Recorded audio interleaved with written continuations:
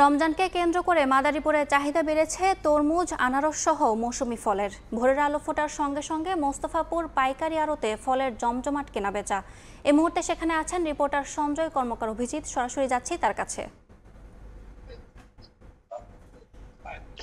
কাকডাকা ভোরে শুরু হয় মাদারীপুরের মোস্তফাপুর ফলের আড়তে ফলের পাইকারি কেনাবেচা।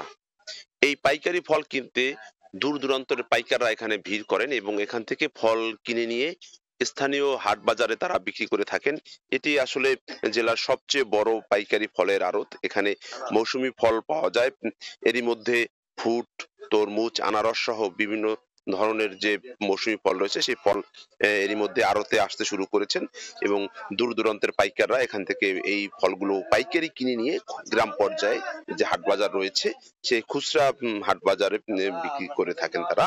আমরা কথা বলেছিলাম এখানকার বেশ কয়েকজন আড়তদারের সাথে, তারা জানিয়েছেন যে প্রতি পিস তরমুজ পাইকারি বিক্রি হচ্ছে 250 টাকা থেকে 260 টাকা দরে।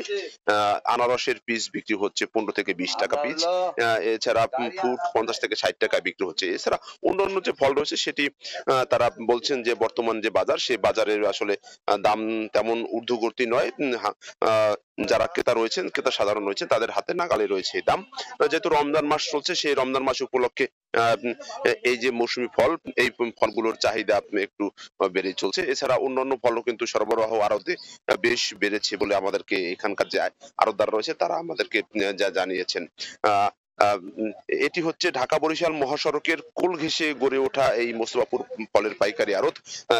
এই পাইকারি আড়তে আসলে জেলার বাইরেও কিন্তু অনেক ক্রেতা আসেন এখান থেকে এই ফলগুলো কিনে নিয়ে যান।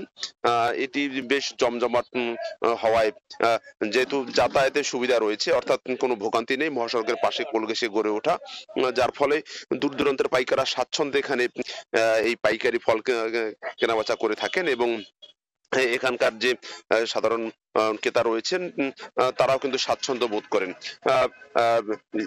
বিশেষ করে দক্ষিণাঞ্চলের থেকে যে তরমুজ এবং ফ্রুট গুলো আসে সেটি কিন্তু রাতভর এখানে ট্রাকে করে নিয়ে আসা হয় এবং ভোরের আলো ফোটার সাথে সাথে কিন্তু এগুলো বিক্রি শুরু হয় এবং এটি সকাল 10টা-11টার মধ্যে এই পাইকারি আড়ত পুরোটাই খালি হয়ে যায়, আবার পরবর্তী দিনের জন্য রাতে ট্রাকে করে নিয়ে আসা হয়। অর্থাৎ প্রতিদিনই এখানে যে শত শত শ্রমিক কর্মচারী রয়েছেন তারা কাজ করে থাকেন এবং কোনো ধরনের ঝামেলা ছাড়া, অর্থাৎ পুরোটাই স্বাচ্ছন্দ্য ভাবে এখানে কেনাবেচা হয়। ক্রেতা বিক্রেতা এবং পাইকার যে আড়তদাররা রয়েছেন তারা কিন্তু নির্বিঘ্নে এখানে কেনাবেচা করে থাকেন। আড়তদার সমিতি জানিয়েছেন যে মৌসুমী ফলের মধ্যে যেহেতু উঠতে শুরু করেছেন এবং যাতে দাম বৃদ্ধি না হয় সে ব্যাপারেও তারা কিন্তু তৎপর রয়েছেন এবং এখানে বিশেষ করে বিষমুক্ত বিভিন্ন ধরনের ফল পাওয়া যায়। এই ফলের বেশ চাহিদা থাকার কারণে কিন্তু এই মোস্তফাপুর পাইকারি আড়তে দূর দূরান্তের বিভিন্ন জেলা থেকে কিন্তু এই পাইকাররা এখানে আসেন এবং তারা ফল কিনে নিয়ে যান। এই ফলগুলো বিভিন্ন হাট বাজারে তারা বিক্রি করে থাকেন।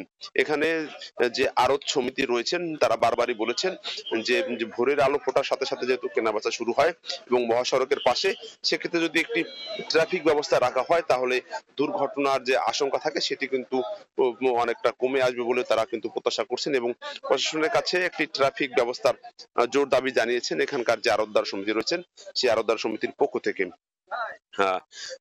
গ্রাম অঞ্চল থেকে যে পাইকাররা আসেন তারা নিজেদের পছন্দ মতো ফল সংগ্রহ করে থাকেন এবং দাম অনুসারে তারা নিয়ে থাকেন এবং তারা হাট বাজারে বিক্রি করে থাকেন। মোস্তফাপুর ফলের পাইকারি আড়ত এটি আসলে জেলার সবচেয়ে যেহেতু বড় পাইকারি আড়ত, সেই আড়তটি আসলে ঢাকা বরিশাল মহাসড়কের কোল ঘেঁষে গড়ে ওঠার কারণে এটি বেশ জনপ্রিয় এবং দিনে দিনে এর জনপ্রিয়তা বেড়ে চলছে এবং মাদারীপুর, শরীয়তপুর, পাশের বরিশাল, ফরিদপুর সহ বিভিন্ন জেলার পাইকাররা এখানে আসেন এবং তারা এখানে স্বাচ্ছন্দ্যে ফল পাইকারি কিনে নিয়ে স্থানীয় হাট বাজার বিক্রি করেন। তো এই ছিল আমার কাছে মাদারীপুরের মোস্তফাপুরের যে পাইকারি ফলের আড়তের কেনাবেচা ভোরের বেলার তার সবশেষ। সরাসরি যুক্ত ছিলাম মাদারীপুর থেকে।